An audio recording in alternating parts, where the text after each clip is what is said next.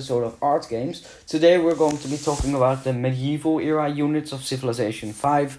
You know the drill, it's only land units because I already did a naval tier list. And this time I'm going to use the D tier as the standard tier. So this is where the standard units come in. This is because in most eras there are several units to replace each normal unit utilized by some civilizations, and I can't there usually aren't any units, or there are very few units that place below the standard units. So I think it's better to utilize the top to use the top part of the tier list, so the differences between these units can be shown. But even in C tier, it's still better than the normal units. It's still not a bad unit. That's important to remember for this tier list. A C tier unit is still better than the normal than what you normally get. So let's start. The Berserker. I'm going to put the Berserker in C tier because it's a strong unit, but it gets a bonus when it doesn't get the malice when attacking over a river or from the sea, and it gets extra movement compared to the Longswordsman, which is replaces. It's utilized by the Danish civilization, and it's not that much better than a Longswordsman, but it is better. The Camel Archer. The Camel Archer is a great, honestly, S tier. It has more range strength than it has a range attack, which the knight that it replaces it doesn't have. It's utilized by the Arabian civilization, and it can move after attacking, so you can just shoot and scoot. That's a term utilized in the military. You shoot and then you go away so they can shoot back. This works amazing against enemy armies. It works amazing against enemy cities.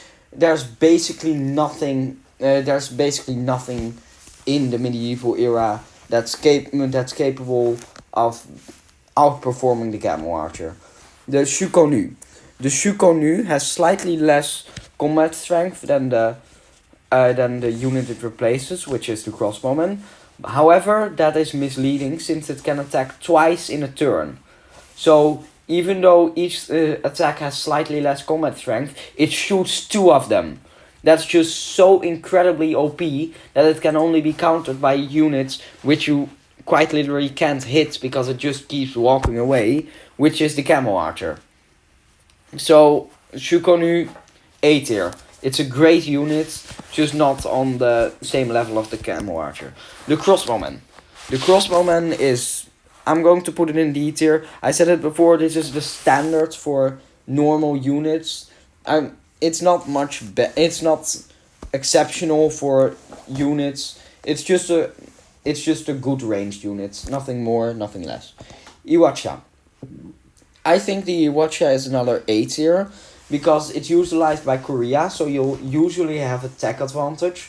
It has much more range strength, almost double that of the Trebuchet, which it replaces. However, it has slightly less melee strength, but that's just one point. The only true problem is that it has no bonus versus cities. So if you want to fight an offensive war as Korea, you'll basically have no way of attacking enemy cities. However, you do, because the bonus versus cities from Trebuchets is 200%. That's a lot, but this unit has almost double the range strength, so it's 2/3 of the firepower of the Trebuchet when attacking cities, and the good thing that it has is that Korea will almost always be ahead of other civilizations in technology. So they will have less. They won't have a castle, for example, while you will have. They will have less advanced defensive structures in a city. They will have less advanced units protecting them, but usually, when you play as Korea, you don't assault others anyways. So I don't think it's that bad. The Impi. The Impi is the special unit of the Zulu.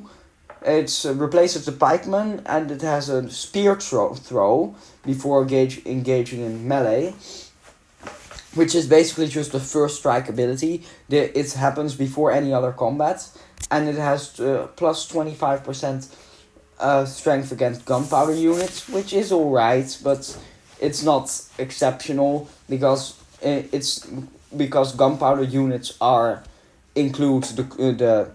gunpowder units are basically the musketmen, and the musketmen will be able to absolutely obliterate the Impi if you're still using them when fighting those.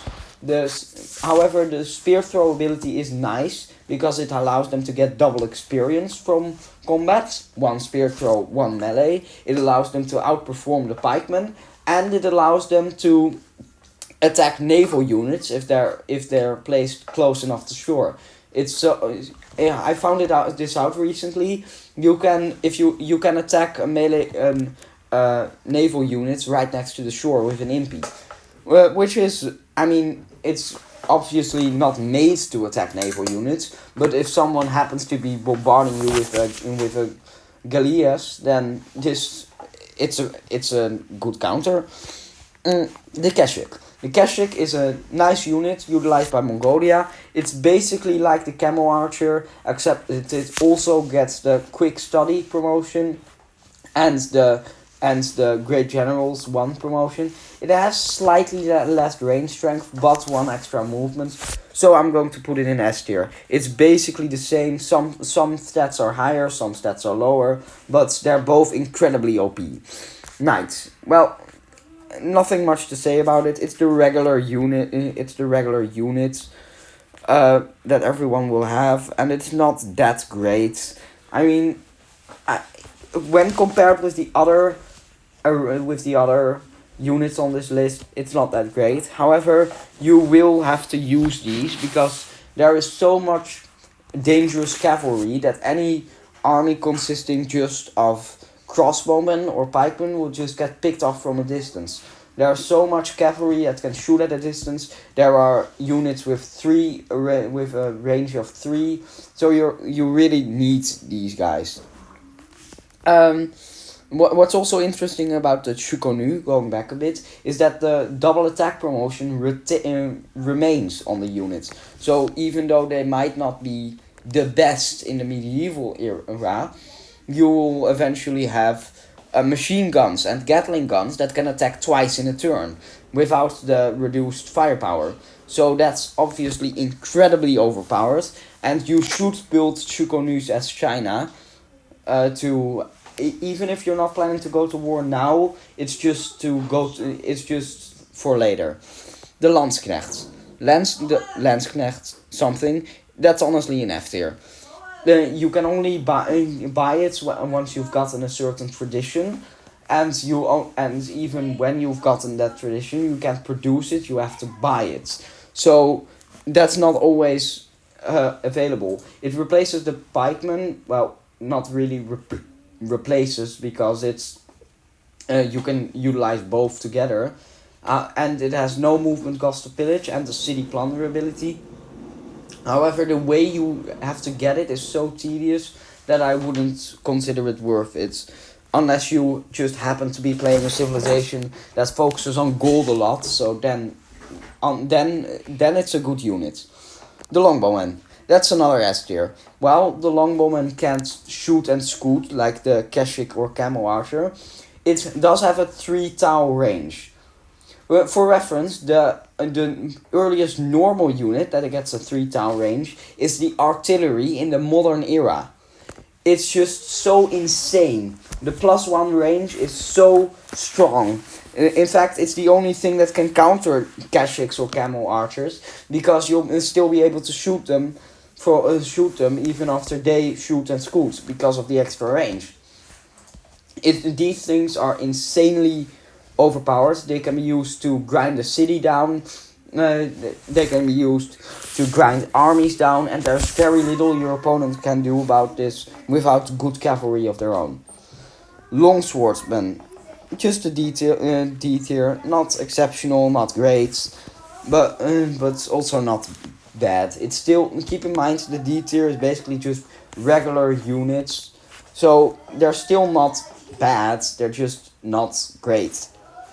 The Mandakalu Cavalry, or however you're supposed to pronounce that, is the special unit utilized by Songhai. It replaces the knight, and it has no penalty attacking cities, which is nice. But it also has the less production cost, which is also nice. So if you want to attack cities with these guys, go right ahead. You'll be able to outproduce enemies with you who are using knights. You will be able to mow down their cities.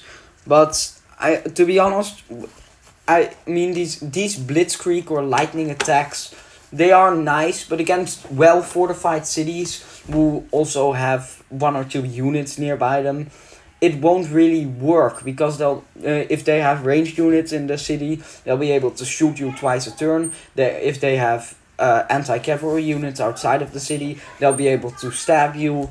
So it's stoppable. Unlike some of the other strategies, you have to actually get in close. So while I would use these, I would use them in conjunction with trebuchets. Naresuan's elephant. The Naresuan's elephant is the special unit of the Siamese civilization. It replaces the knight, but it doesn't require horses, which is nice. It also has a quarter more melee strength, 25 compared to 20. However, it does have slightly slower movement, but, and this is a big one, it has a 50 bonus versus mounted. Keep in mind, most of the big threats in the medieval era are mounted units. You have the knight, you have the Mandakula cavalry, you have the camel archer, you have the Keshik. There's very little. I mean, there are still other threats, but the meta in the medieval era does have a lot of cavalry units. So the Naresuan's elephant will be able to counter them pretty well. It will struggle against the top tiers, because the top tiers will still be able to shoot and scoot with, and because of the reduced range, the elephant won't be able to pursue them. However, against everything else, every other unit, it outperforms. The pikeman. The pikeman is just the regular unit. You know the drill. It's just the regular unit utilized by every other civilization. It's not great. It will get obliterated later in the medieval era by longswordsmen. However, it's in the early medieval era, it can be used very effectively to counter swordsmen. It doesn't require iron, so it's pretty cheap when in production. So you'll be able to use them in swarms. They're basically just a good expendable unit. The samurai. Samurai are a nice unit. They replace the longswordsmen for Japan. And they come with the Great General's 2 promotion. So again, much more likely to create a Great General. And they also have the Shock 1 promotion, allowing them to outperform longswordsmen on plains or other terrain that is open. They also have the weird ability to create fishing boats. I mean, I don't see how that's really useful. But I mean, it's an ability, but usually in the medieval era, you will already have most of your naval sources with a fishing boat on top of them. However, when you don't, it's nice to have a unit that can make them, because then you won't have to produce a fishing boat for every single naval source. So it's just an all-round good unit. It's better than the longswordsman, but not by much. So I'm going to put it in the same tier as the berserker. The trebuchet. The trebuchet is another standard unit. However, I'm going to put it in C tier, because if you want to take cities in the medieval era, unless you have some very special ability, you won't be able to do it without the trebuchet. I tried using catapults once to take over a medieval city. It didn't work, trust me. The catapults got one shot. The catapults did next to no damage. They did about as much damage as a crossbowman. They were just getting obliterated left and right. So they really don't. You really need these. Without trebuchets, you just lose whenever you try to attack a city, unless you use Mandakalu cavalry and get lucky, or some of the S tiers. Well, I believe that's the tier list for the medieval era. If you like it, if you don't like it, let me know in the comments. If you agree, comment it. If you don't agree, please state why you don't agree, so then we can discuss it, and perhaps I will change this tier list in the future. But for now, goodbye and have fun obliterating your enemies.